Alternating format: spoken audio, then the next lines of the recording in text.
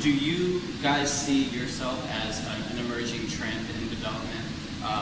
Smaller, more affordable, using infill, or do you think that the big developers are here to stay? Well, I mean, I think there's always going to be a place, for large developers, just from the scale, the need for new developments. As far as a new trend, it's a possibility. We'd like to hope so. But yeah, full block master plan developments aren't going to work in an urban environment, and people aren't really tackling that issue yet. And I think ours is one. There are a few others that are, but the large master plan developers that are coming in and doing urban projects, they're doing multiple blocks at a time or a full block at a time. There's only so many of those opportunities, and these little smaller sites, you got to be on your toes to be able to make them work. And I think that's where we really shine, is we can take a small lot, maximize it, make it look good, and what it forces you to do is, obviously they're very challenging sites, but it forces you to find a unique solution to design and sort of an infill project, versus if you have just this big block, it's a little sort of easier to kind of fill that block up. If you're forced by some constraints of the site, a unique shape, force you to really sort of challenge yourself, from a design standpoint. What can you do? How can you provide what you feel is a really pleasing project to fit that site? I think it's really fulfilling for me from a designer standpoint, developer standpoint, just about every level. It's a pretty fulfilling, rewarding process.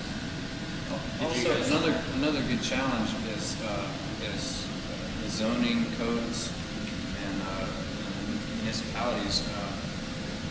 Jacksonville hasn't had these urban infill projects yet, which is why people are still required to have, like we're required to have 29 parking spaces for a 16-unit development. I mean, that works in the outskirts and burbs, but when you get down to a site that's only a little over 8,000 square feet, 29 parking spaces, you just can't make that work. So another thing that's going to be interesting, and it's going to be coming in the future, is how the city deals with those issues. Yeah, and I want to. I know both you guys want to say something, but while you're touching on that, I know that Metro Jacksonville, and Ennis Davis at least, he is working to try and get the city to change some of these like ridiculous zoning things, or at least work a little bit. But he told me that it's really hard to get involved in the bureaucracy. Right. Did you guys want to say something about the trend? Well, I was going to touch on the trend of a collaborative group like ours. We have seen this sort of trend in other cities with a similar growth rate, where there are opportunities for groups like ours, being architect developers, to test their skills and take on some of these challenges of development. And I do believe with a city like with a growth rate of ours, there are infill projects that will offer this opportunity for groups like ours. So as far as it being a trend, we're seeing that more often in cities such as San Diego and Portland and New York, Birmingham as well. So we're just we're taking the challenges within our city and seeing if we can be a part of those opportunities as well. I like being in the same breath as Portland and San Diego. Well, they've done really well. Some of their architects who have done development, and like Mike was mentioning, or Milan, is we tend to take a different perspective in our project approach. And that's to create a design which inspires us.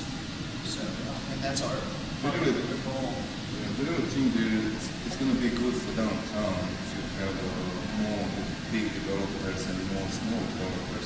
That will certainly add, flavor to the downtown itself. And I think it's a good thing. We don't see other people as our competitors, we see that as a good opportunity for downtown and for all of us. I think that's what will add that dimension, that variety of the projects, the scales, the flavors. I think that's all good.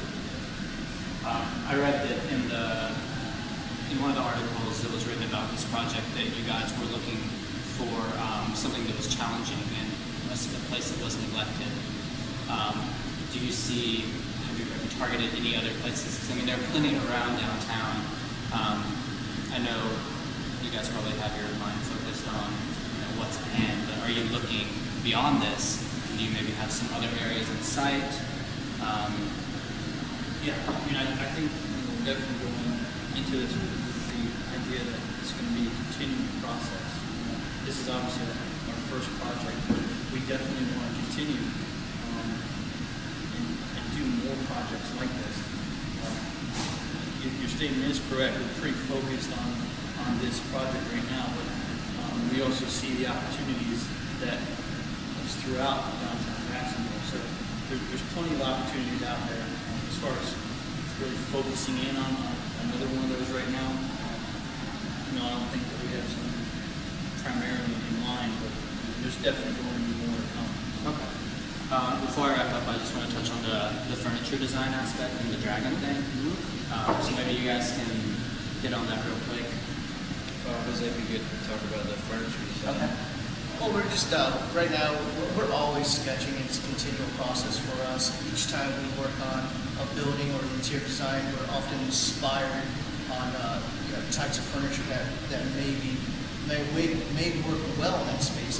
So through a series of sketches, we basically design furniture, and we're in the process now of having prototypes manufactured for us.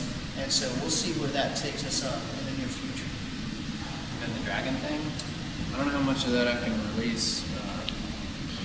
It's in the public domain now. Is it? Yeah. Okay. Yes. Awesome project.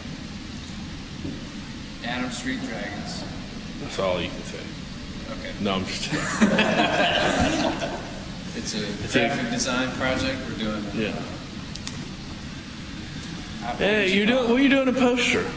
It's a It's poster. pretty much the fundamental design of the thing is a poster, and that's what you're working on But it's first. so much more than It's a the actual dragons itself is a put it on me. The Dragons is a collaboration of Adam Street businesses. Not all of them yet, but we'll reach out to all of them. And you can find them at the Hemming Plaza Farmers Market. Every other Friday, you got to check on which. And we'll also be at the Soul Pit at Jazz in June, which starts this Saturday. So, and they're working on the design piece of it. Well, I mean, I think that wraps it up. I just want to thank Tony Allegretti for running the camera and all the guys from 13 Minute Productions. Thanks a lot. Thank you.